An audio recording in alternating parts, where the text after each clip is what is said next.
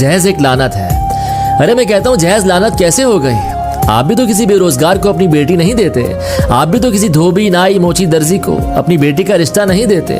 आप भी तो कहते हैं गवर्नमेंट जॉब होनी चाहिए, बैंक बैलेंस इतना होना चाहिए और ग्रीन कार्ड हो तो मजा ही आ जाए। लड़के वालों का घर ऐसा होना चाहिए, लड़के की इनकम ऐसी होनी चाहिए, लड़के की ज्यादा बहनें नहीं होनी चाहिए कि खिदमत ना करनी पड़ जाए।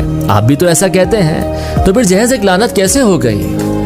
बारात में इतने लोग आएंगे, 1 लाख का लहंगा होना चाहिए, इतना जेवर होना चाहिए। जरा सोचें, जब लड़के वाले वलीमे पे 10 लाख लगा रहे हैं तो आप किस चीज का रोना रोते हैं? जब हमारे लड़के शादी के लिए अच्छी नौकरी, अच्छी इनकम, अच्छी गाड़ी और अच्छा घर, इन सब चीजों का इंतजाम करते हैं, सारी डिमांडें पूरी करते हैं, तो लड़की वालों को भी तो डिमांडें पूरी करनी चाहिए।